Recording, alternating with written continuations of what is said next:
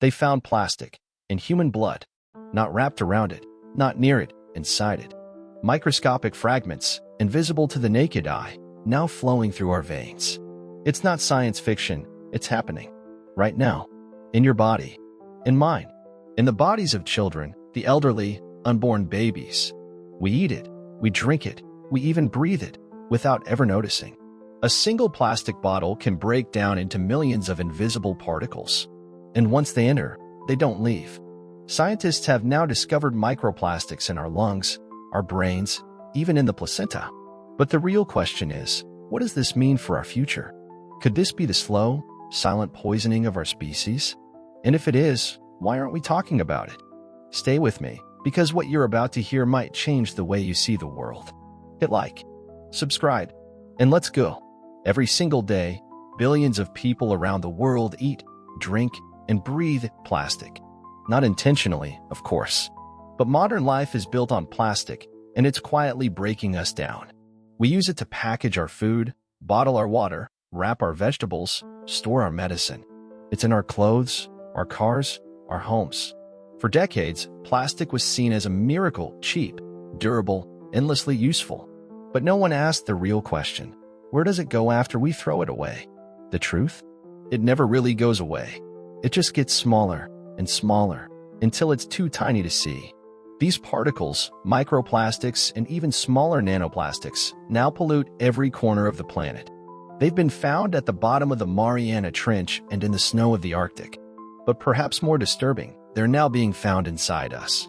In human organs, in our blood, in our lungs, even in breast milk.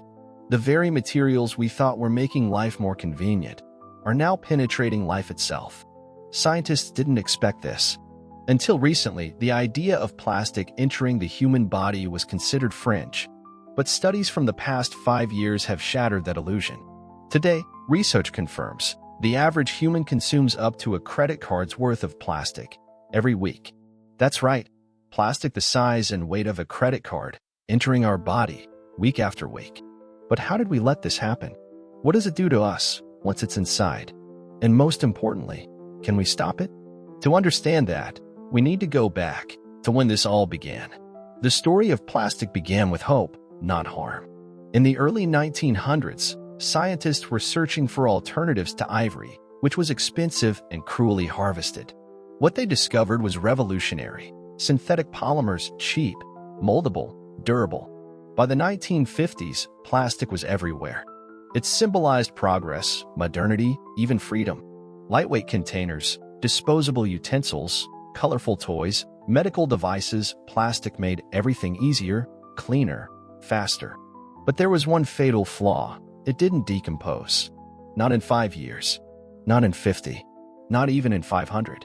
And as production exploded, from 2 million tons a year in 1950 to over 400 million tons today, so did the waste. Most of it wasn't recycled. Most of it wasn't even collected properly. It broke down into smaller pieces under sunlight, heat, wind, until it became invisible to the eye, but deadly to the body. At first, the warnings came from nature. Dead whales washed up with stomachs full of plastic bags. Birds feeding their chicks bottle caps. Fish caught with colorful flakes in their flesh. But the real turning point came in 2018, when scientists, for the first time, discovered microplastics inside human stool samples. Then came the lungs, the liver, and finally, human blood. These findings shook the scientific community. Suddenly, this wasn't just an environmental crisis, it was personal and silent. Because you don't feel plastic entering your body. There's no pain, no warning, no immediate effect. Just a slow, invisible intrusion, one breath, one bite, one sip at a time. We created this material to serve us. Now it's inside us, and it may be the thing that ends us. Right now, microplastics have been found in the most intimate parts of the human body, places once thought untouchable. A 2022 study detected plastic particles in the bloodstream of 80% of tested individuals. Not just a few specks, real, traceable fragments of polyethylene, polypropylene, and even PET, the same plastic used in water bottles. Another study revealed that these particles have now been found in human lungs, including deep within the lower respiratory tract, places where air should be sterile, clean, protected. But that's not all. Microplastics were recently discovered in human placentas, meaning a baby can begin life already carrying plastic inside its body. Scientists have even identified them in breast milk. This is no longer about distant oceans or faraway garbage islands. This is inside the people we love, inside our children, our parents, you. We inhale microplastics when we breathe indoor air. Carpets, furniture, clothing all shed plastic fibers. We ingest them through food. Shellfish, sea salt, rice, even fruits and vegetables have tested positive. Bottled water? It can contain up to 300 particles per liter. Tap water? Not much better. These particles are so small they can penetrate cell membranes, possibly crossing the blood-brain barrier. And while we don't fully understand the long-term consequences yet, early research suggests inflammation, hormone disruption, and increased cancer risks. What's terrifying is not just what we know, it's what we don't. Every new study opens a darker door. Are these particles altering our biology? Are they changing how our organs function? Our brains? Our genes? The plastic we once praised as a miracle may now be rewriting our future from the inside out. And the worst part? There's no off switch. Not yet. Here's the part almost no one talks about. Microplastics aren't just passing through us. Some of them stay. They lodge themselves in our tissues. They resist breakdown. They may sit inside an organ for years, silently, stubbornly. But it gets worse. Scientists have now discovered that certain nanoplastics, even smaller than microplastics, are small enough to enter individual human cells. Once inside, they can interfere with how the cell functions, or worse, how it communicates. Imagine trillions of these synthetic particles circulating in your body, interacting with your immune system, your hormones, your neurons. One recent experiment showed that nanoplastics can cross the blood-brain barrier in mice, the very barrier that protects our brain from toxins. Once inside the brain, they were linked to behavioral changes, anxiety, cognitive decline, memory loss. Could the rising rates of neurological diseases be connected to something as invisible as this? It's a question scientists are only beginning to ask, and it's terrifying. Even more alarming, microplastics can act like chemical sponges. They absorb toxic substances from the environment, pesticides, heavy metals, industrial pollutants. So when they enter your body, they don't come alone. They carry what they've picked up along the way. It's like swallowing a Trojan horse, small, silent, and full of hidden threats. And while the plastic industry argues these particles are inert and harmless, more researchers are sounding the alarm. We're not just dealing with trash. We're dealing with a substance that may be bioactive, biologically disruptive, and potentially irreversible. Could we be standing at the edge of a new kind of pollution, one that lives inside us? Today, the world's leading scientists are racing to understand just how deep the plastic problem goes and what, if anything, we can do about it. In the past 5 years alone, groundbreaking research has begun to map the invisible invasion of micro and nanoplastics inside the human body. Using advanced imaging techniques like Raman spectroscopy and mass spectrometry, researchers can now detect particles as small as 20 nanometers, thousands of times thinner than a human hair. And the findings are alarming. One recent Dutch study confirmed plastic particles in nearly 80% of blood samples tested. In Italy, researchers detected microplastics embedded in the placentas of unborn children. At Columbia University, scientists are developing lab models of the human brain to study how nanoplastics interact with brain tissue. Early results suggest they may contribute to oxidative stress and inflammation, two key factors in aging and neurodegenerative disease. But it's not all bad news. Innovative minds are also working on solutions. New filtration systems, like nanomembranes, are being designed to remove plastics from drinking water. Biodegradable materials are being engineered to replace petroleum-based plastics in packaging and textiles. And some labs are experimenting with enzymes, special proteins that can eat plastic and break it down into harmless components. Still, these technologies are young and not yet widespread. Meanwhile, plastic production continues to rise, with projections showing it could double by 2050. So while science is beginning to uncover the hidden cost of our plastic addiction, the question remains, can we act fast enough to protect ourselves? Or are we already too late to stop what's happening inside us? As with any groundbreaking discovery, the findings about microplastics in our bodies have sparked fierce debate. Some researchers argue that these particles, though alarming, may not be as dangerous as they seem. They point out that microplastics are everywhere, in the air we breathe, in the food we eat, and in the water we drink. If they were truly harmful, surely we would have seen widespread effects by now, they say. After all, millions of people live in plastic-heavy environments every day without immediate signs of illness.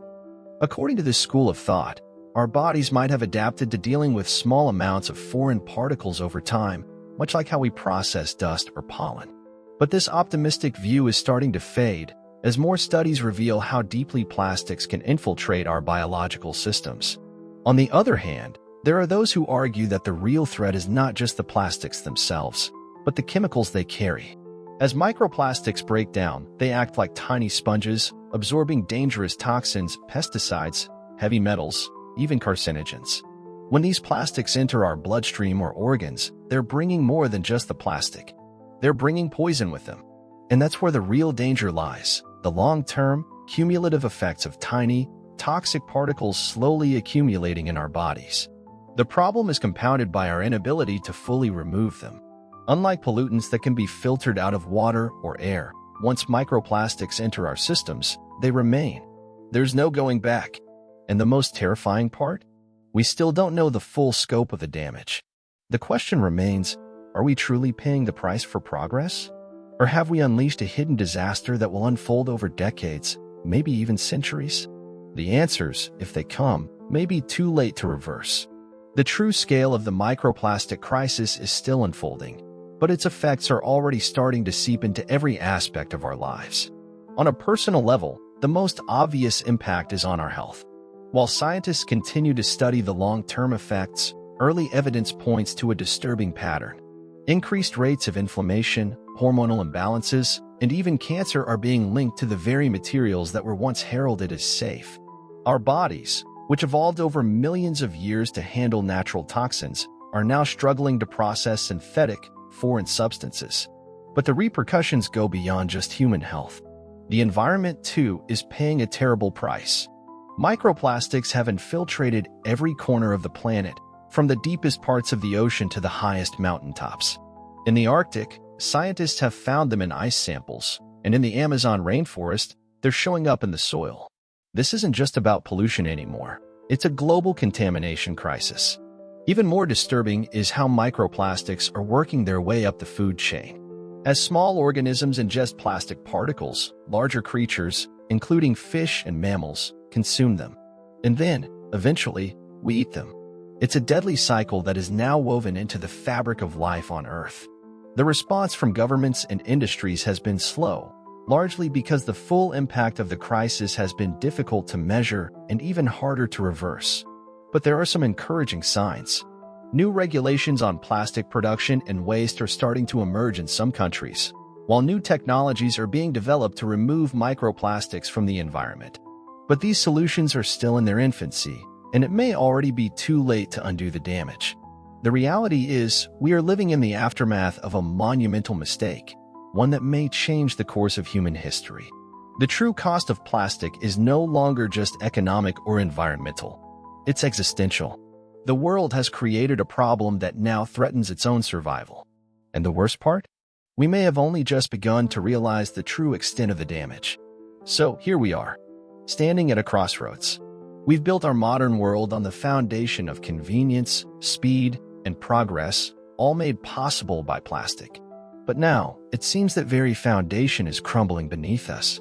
We've created a silent killer that has infiltrated every aspect of our lives, our bodies, our environment, and the future of the planet. The question is, what do we do about it? Do we continue down the path of consumption, oblivious to the dangers lurking inside every sip, every breath? Or do we take a step back and realize that the true cost of convenience may be more than we can afford? The choice before us isn't just about stopping plastic production. It's about redefining our relationship with the planet and the resources we use. We are at a critical juncture where we can either evolve, finding new, sustainable ways of living and creating, or continue to ignore the consequences, watching as they slowly unfold into irreversible damage. The technology is out there to create biodegradable plastics, to remove microplastics from water, to create circular economies where waste is reduced and reused. But can we move fast enough? Can we take responsibility for the damage we've caused and begin to make real changes before it's too late? This is not just an environmental issue. This is a question of humanity's future. We've reached a point where we must decide, evolve, adapt, and protect what's left, or risk losing everything: our health, our planet, and perhaps even our species. The time to choose is now. The question is, will we choose wisely? You've seen the facts. You've heard the stories. But now, let's get real for a moment. What does this mean for you? For me? For all of us? The microplastics inside us aren't just numbers on a page. They're in our blood, our organs. They're in our children's bodies. It's not something happening far away in distant oceans. It's happening here, right now. And the truth is, we might be too late to completely undo the damage. But that doesn't mean we should stop trying. We have a choice. We always have a choice. We can keep going down the same path, pretending that the plastic surrounding us isn't a problem, or we can make a stand, however small it may seem. We can start with the choices we make every day, reducing our plastic use, supporting sustainable technologies, raising awareness. I don't know what the future holds, but I do know this. This isn't just someone else's story. This is our story. The story of a world at a crossroads. And I'm asking you, do you want to keep ignoring the signs? Or do you want to be part of the change? Think about it. Let it sink in. Because, honestly, this could be the defining issue of our time. Not just for us, but for future generations. So, I'm asking you, how will you face this reality? How will you act? Share your thoughts in the comments. Let's keep this conversation going. Because this isn't just about science. It's about our survival. And it's happening now. What will you do?